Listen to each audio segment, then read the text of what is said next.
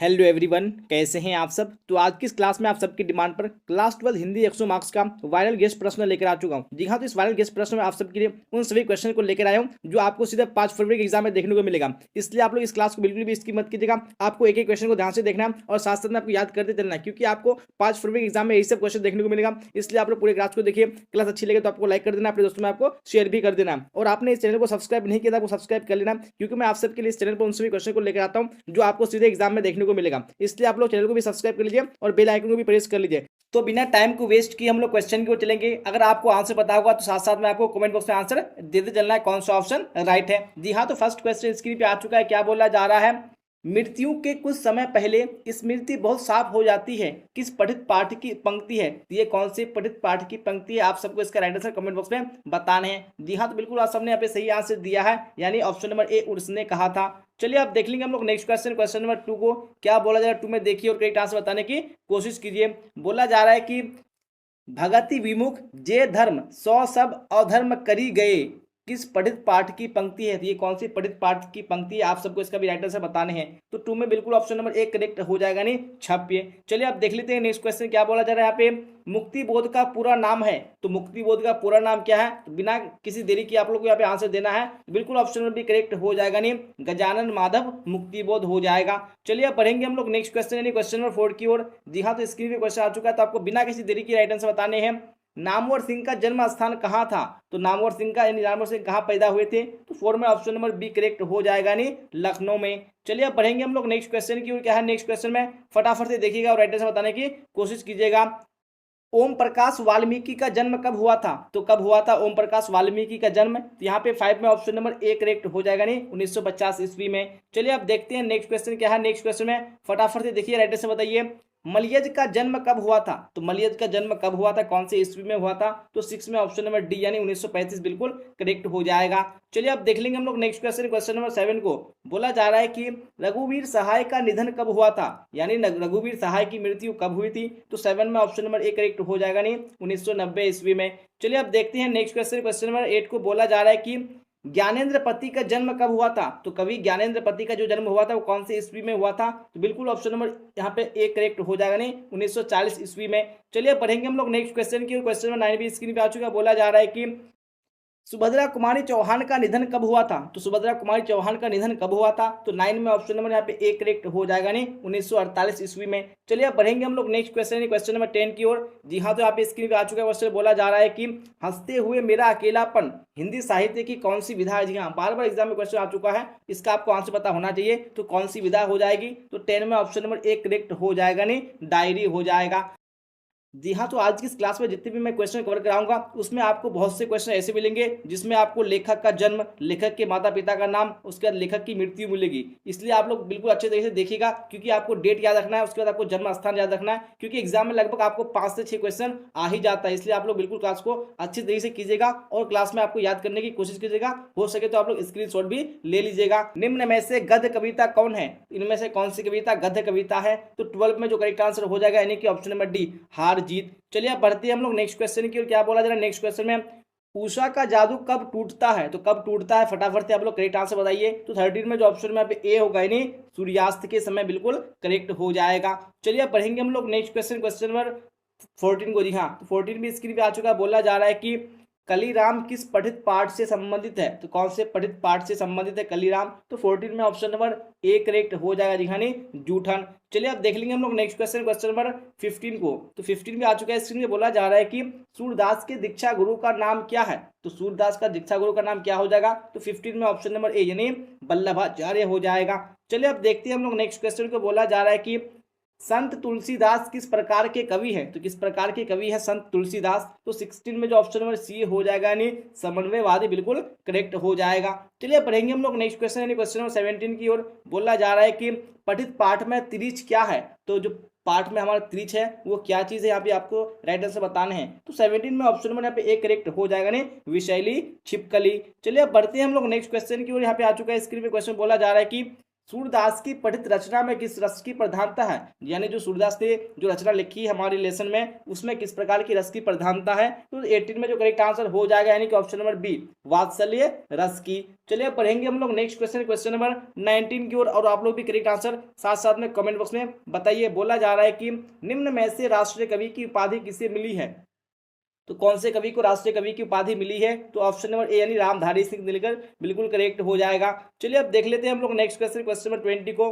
बोला जा रहा है कि निम्न में से प्रेम की पीर के कवि है, तो प्रेम की पीर के कवि कौन है। जब भी प्रेम के पीर की कवि की बात आती है तो वहां पे हो जाएगा ऑप्शन नंबर ए यानी मलिक मोहम्मद जायसी। चलिए अब बढ़ते हैं हम लोग नेक्स्ट क्वेश्चन की, क्या है नेक्स्ट क्वेश्चन में, कविता के नए प्रतिमान के रचयिता कौन है, तो कविता के नए प्रतिमान इसके रचयिता कौन है, इसके रचनाकार कौन है, तो 21 में ऑप्शन नंबर ए करेक्ट हो जाएगा नहीं, नामवर सिंह। चलिए बढ़ते हैं हम लोग नेक्स्ट क्वेश्चन, क्वेश्चन नंबर 22 की ओर। बोला जा रहा है कि उसने कहा था शीर्षक कहानी में किसकी प्रधानता है, तो किसकी प्रधानता है, उसने कहा था कहानी में, तो 22 में जो ऑप्शन नंबर यहाँ पे होगा बी यानी कर्म की प्रधानता है। चलिए अब देख लेते हैं नेक्स्ट क्वेश्चन, क्वेश्चन नंबर 23 को। बोला जा रहा है कि गंडक नदी किस पठित पाठ से संबंधित है, तो कौन से पठित पाठ से संबंधित है गंडक नदी, तो 23 में ऑप्शन नंबर बी हो जाएगा नहीं, वो सदा नीरा। चलिए अब देख लेते हैं नेक्स्ट क्वेश्चन, क्वेश्चन नंबर 24 को।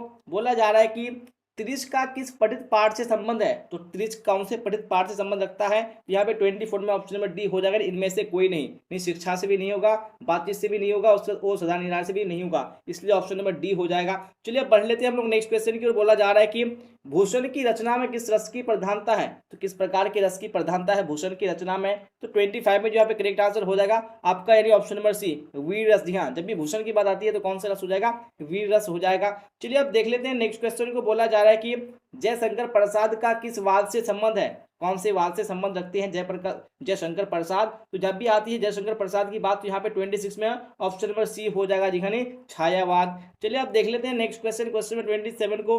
बोला जा रहा है कि गैंग्रीन का संबंध किस पार्ट से है, कौन से पार्ट से गैंग्रीन का संबंध है, तो 27 में ऑप्शन नंबर डी हो जाएगा नहीं, रोज।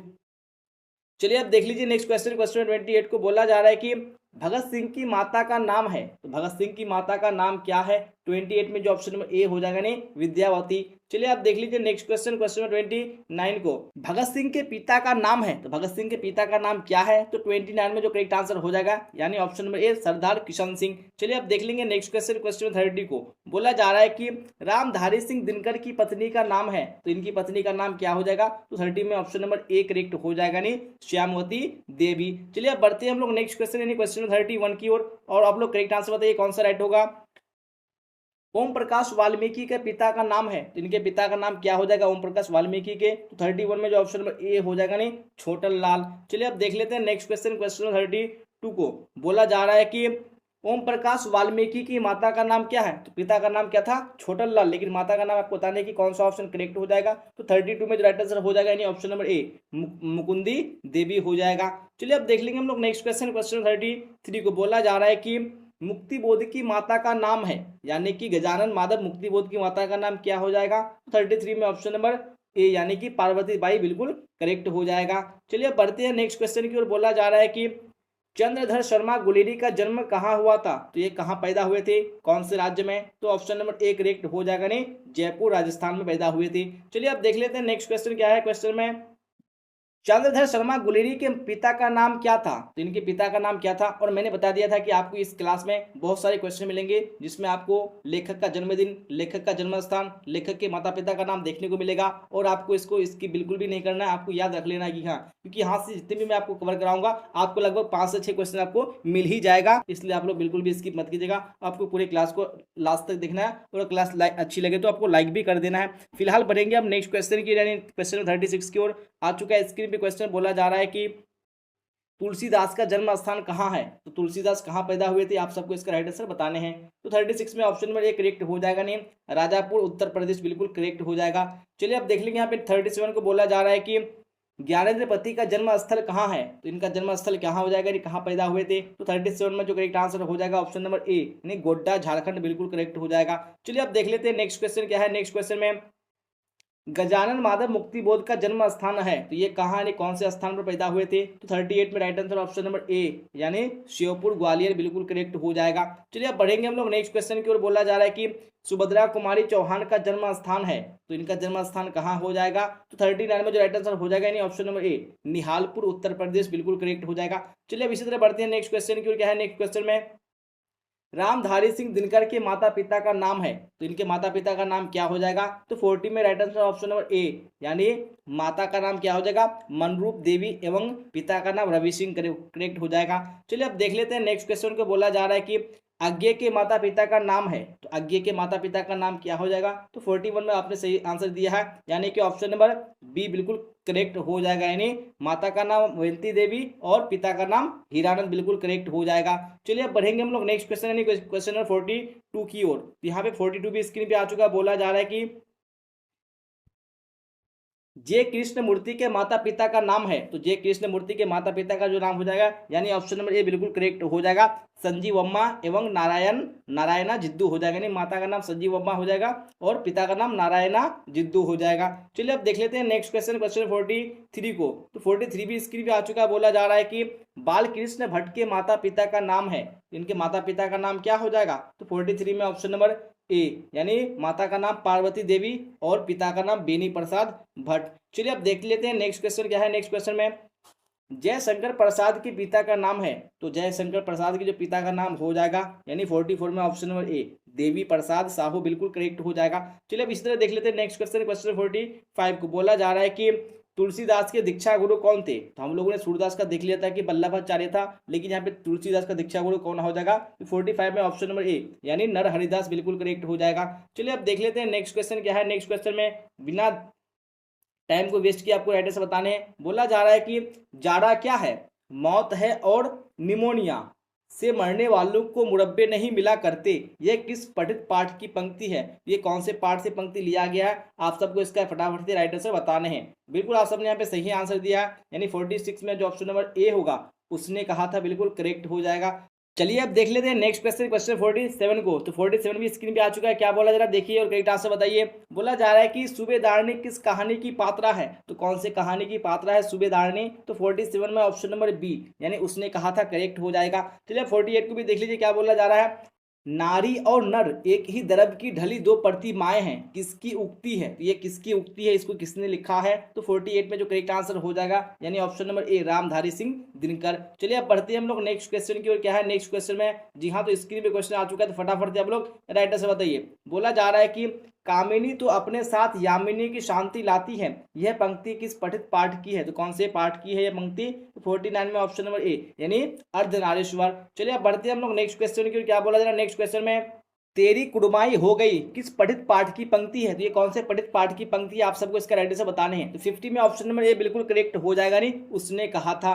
त्राही त्राही करना मुहावरे का अर्थ है तो इस मुहावरे का अर्थ क्या हो जाएगा यानी ऑप्शन नंबर ए बहुत दुखी होना। चलिए अब देख लेते हैं नेक्स्ट क्वेश्चन क्या है। नेक्स्ट क्वेश्चन में कान देना मुहावरे का अर्थ है तो कान देना मुहावरे का अर्थ क्या है? तो बिल्कुल ऑप्शन नंबर सी करेक्ट हो जाएगा नहीं ध्यान देना। और आप लोग भी कान देकर के क्लास को कीजिए ताकि आपको समझ में आए। चलिए बढ़ेंगे हम लोग नेक्स्ट क्वेश्चन यानी क्वेश्चन 53 की ओर। तो यहाँ पे क्वेश्चन आ चुका है स्क्रीन पे। बोला जा रहा है कि घी के दिए जलाना मुहावरे का अर्थ है तो इस मुहावरे का जो अर्थ हो जाएगा यानी कि ऑप्शन नंबर सी बिल्कुल करेक्ट हो जाएगा आनंद मनाना। चलिए अब देख लेंगे हम लोग नेक्स्ट क्वेश्चन यानी क्वेश्चन नंबर 54 को। यहाँ पे क्वेश्चन स्क्रीन पे आ चुका है। बोला जा रहा है कि एक पंथ दो काज मुहावरे का अर्थ है तो एक पंथ दो काज मुहावरे का यहाँ पे अर्थ हो जाएगा यानी ऑप्शन नंबर ए दो कार्य एक साथ होना।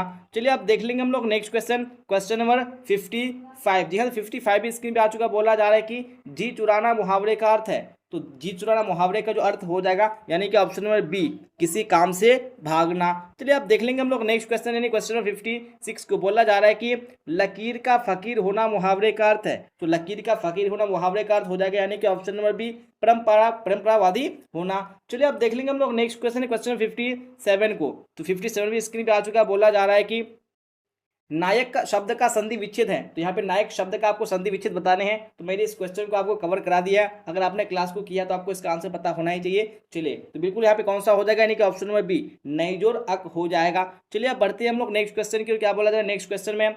उद्गम शब्द का संधि विच्छेद है, उद्गम शब्द का जो संधि विच्छेद हो जाएगा ऑप्शन नंबर ए यानी उत जोड़ गम हो जाएगा। और आपको उत में याद रखना है कि तो में क्या आएगा, हिलंत आएगा, तो आपको इसको मिस नहीं करना है वरना आपका गलत हो जाएगा। चलिए अब देख लेंगे हम लोग नेक्स्ट क्वेश्चन क्या है। नेक्स्ट क्वेश्चन में जगदानंद शब्द का संधि विच्छेद है, तो जगदानंद शब्द का जो संधि विच्छेद हो जाएगा यहाँ पे भी ऑप्शन नंबर ए करेक्ट हो जाएगा, जगत जोड़ आनंद, और यहाँ पे तोम आपको हिलंत को भी देखना है। चलिए पढ़ लेते हैं हम लोग नेक्स्ट क्वेश्चन की, क्या बोला जा रहा है नेक्स्ट क्वेश्चन में।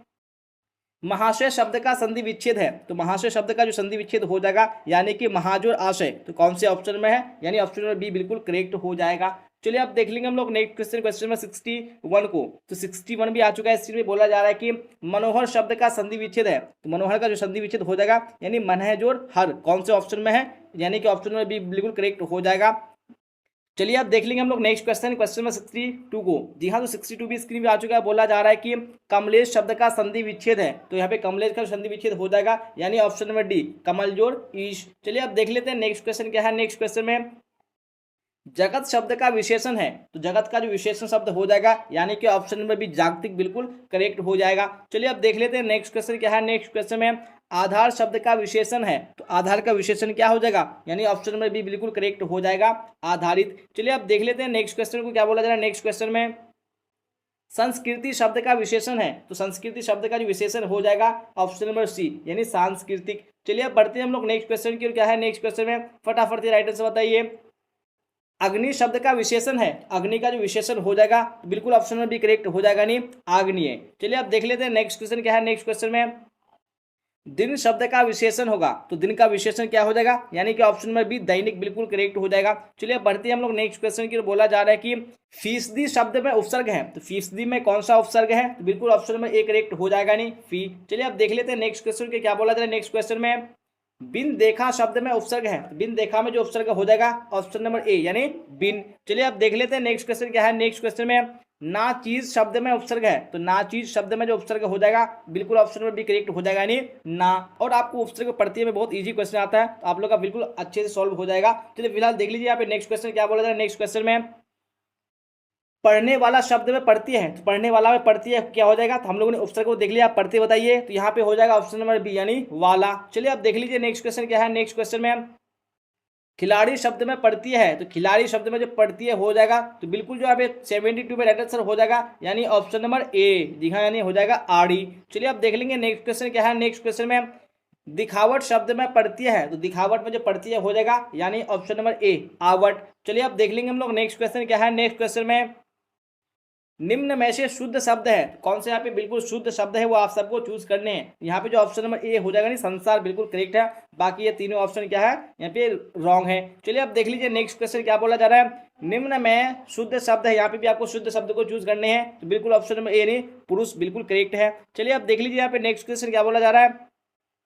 भूतकाल के कितने भेद हैं, भूतकाल के कितने प्रकार होते हैं, कितने भेद होते हैं, तो बिल्कुल ऑप्शन नंबर बी करेक्ट हो जाएगा, नहीं 6। चलिए अब देख लीजिए नेक्स्ट क्वेश्चन क्या बोला जा रहा है। नेक्स्ट क्वेश्चन में सभापति शब्द का स्त्रीलिंग रूप है, तो इसका स्त्रीलिंग रूप क्या हो जाएगा, तो बिल्कुल ऑप्शन नंबर बी करेक्ट हो जाएगा, नहीं सभा नेत्री। चलिए बढ़ते हैं हम लोग नेक्स्ट क्वेश्चन की। बोला जा रहा है कि नायक शब्द का स्त्रीलिंग रूप है, तो नायक का जो स्त्रीलिंग रूप हो जाएगा, यानी कि जो ऑप्शन नंबर सी होगा नायिका, तो ये बिल्कुल करेक्ट हो जाएगा। यहाँ पे जो यो होगा, यो में क्या होगा, हिरिस ई होगा, तो इसको आपको देख लेने हैं। चलिए पढ़ेंगे हम लोग नेक्स्ट क्वेश्चन क्या बोला जाए। नेक्स्ट क्वेश्चन में अधिनायक शब्द में उपसर्ग है, तो अधिनायक में जो उपसर्ग हो जाएगा बिल्कुल ऑप्शन नंबर सी करेक्ट हो जाएगा, नहीं अधि। चलिए पढ़ेंगे हम लोग नेक्स्ट क्वेश्चन, यानी क्वेश्चन में 80 की ओर देखिए क्या है। 80 में अधिकार शब्द में उपसर्ग है, तो अधिकार में जो उपसर्ग हो जाएगा, तो ऑप्शन नंबर सी यानी अधि बिल्कुल करेक्ट हो जाएगा। चलिए अब देखेंगे हम लोग नेक्स्ट क्वेश्चन, यानी क्वेश्चन नंबर 80 को, और आप लोग भी साथ साथ में आंसर बताइए कौन सा ऑप्शन करेक्ट होगा। बोला जा रहा है कि लिखाई शब्द में पढ़ती है, तो लिखाई में जो पढ़ती है हो जाएगा बिल्कुल ऑप्शन नंबर बी यानी आई करेक्ट हो जाएगा। चलिए अब देख लीजिए इसी तरह नेक्स्ट क्वेश्चन क्या है। नेक्स्ट क्वेश्चन में दौड़ने वाला शब्द में पढ़ती है, दौड़ने वाला में जो पढ़ती है हो जाएगा, तो बिल्कुल ऑप्शन नंबर यहाँ पे सी यानी वाला करेक्ट हो जाएगा। चलिए अब देख लेंगे हम लोग नेक्स्ट क्वेश्चन क्या है। नेक्स्ट क्वेश्चन में मरता शब्द में पढ़ती है, तो मरता शब्द में जो पढ़ती है हो जाएगा, यानी ऑप्शन नंबर ए ता। चलिए अब देख लेंगे हम लोग नेक्स्ट क्वेश्चन, क्वेश्चन नंबर 84 को। जी हाँ, देखिए क्या है 84 में, और करेक्ट आंसर बताइए। बोला जा रहा है कि खिलौना शब्द में पढ़ती है, तो खिलौना में जो पढ़ती है हो जाएगा, यानी औना, तो यहाँ पे कौन से ऑप्शन में है औना, यानी ऑप्शन नंबर सी बिल्कुल करेक्ट हो जाएगा। चलिए अब देख लेंगे हम लोग नेक्स्ट क्वेश्चन क्या है। नेक्स्ट क्वेश्चन में यहाँ पे स्क्रीन पे क्वेश्चन आ चुका है, फ वर्ण का उच्चारण स्थान है, तो फ वर्ण का जो उच्चारण स्थान हो जाएगा तो यहाँ पे क्या होगा, यानी ऑप्शन नंबर सी, ये जो उच्चारण होता है ये ओस्ट यानी होठ से होता है। चलिए अब देख लेंगे हम लोग नेक्स्ट क्वेश्चन, क्वेश्चन नंबर 86 को। जी हाँ 86 भी आ चुका है। इसलिए बोला जा रहा है कि म वर्ण का उच्चारण स्थान है, तो म का भी जो उच्चारण स्थान है क्या हो जाएगा, तो 86 में ऑप्शन नंबर ए यानी इसका भी क्या हो जाएगा, ओस्ट यानी होठ हो जाएगा। चलिए अब देख लीजिए नेक्स्ट क्वेश्चन क्या है। नेक्स्ट क्वेश्चन में थ वर्ण का उच्चारण स्थान है, तो थ वर्ण का जो उच्चारण स्थान हो जाएगा यानी ऑप्शन नंबर बी दंत। तो आप लोग बोल के भी देखिए, आपको पता चल जाएगा, यानी जीभ जहां पे जाके टच होगा तो वो क्या हो जाएगा, उसका उच्चारण स्थान हो जाएगा। चलिए अब देख लेंगे हम लोग नेक्स्ट क्वेश्चन, क्वेश्चन नंबर 88 को। जी हाँ 87 कर चुका है। 88 में क्या बोला जा रहा है, ध वर्ण का उच्चारण स्थान है, ध वर्ण का जो उच्चारण स्थान हो जाएगा ऑप्शन नंबर डी यानी कंठ। चलिए बढ़ते हैं हम लोग नेक्स्ट क्वेश्चन की। बोला जा रहा है कि ग वर्ण का उच्चारण स्थान है, तो ग वर्ण का उच्चारण स्थान हो जाएगा आपका ऑप्शन नंबर डी, यानी क्या हो जाएगा, इसका भी कंठ हो जाएगा। चलिए अब देख लेंगे हम लोग नेक्स्ट क्वेश्चन क्या है। नेक्स्ट क्वेश्चन में फटाफट से देखिए आप लोग, भ वर्ण का उच्चारण स्थान है, भ को बोलेंगे तो ये जो होठ जो है आपस में टच होता है, तो 90 में ऑप्शन नंबर ए करेक्ट हो जाएगा, नहीं ओस्ट। चलिए अब बढ़ते हैं हम लोग नेक्स्ट क्वेश्चन की। बोला जा रहा है कि त वर्ण का उच्चारण स्थान है, त वर्ण का उच्चारण स्थान हो जाएगा आपका दंत, यानी ऑप्शन नंबर बी बिल्कुल करेक्ट हो जाएगा। चलिए अब देख लीजिए यहाँ पे क्या है, फिर 92 में ध वर्ण का उच्चारण स्थान है, ध वर्ण का जो उच्चारण स्थान हो जाएगा आपका, तो 92 में ऑप्शन नंबर ए यानी मूर्धा करेक्ट हो जाएगा। चलिए अब बढ़ेंगे हम लोग नेक्स्ट क्वेश्चन की। क्या है नेक्स्ट क्वेश्चन में, ख वर्ण का उच्चारण स्थान है, तो ख वर्ण का उच्चारण स्थान क्या हो जाएगा, तो बिल्कुल ऑप्शन नंबर ए करेक्ट हो जाएगा, यानी कंठ।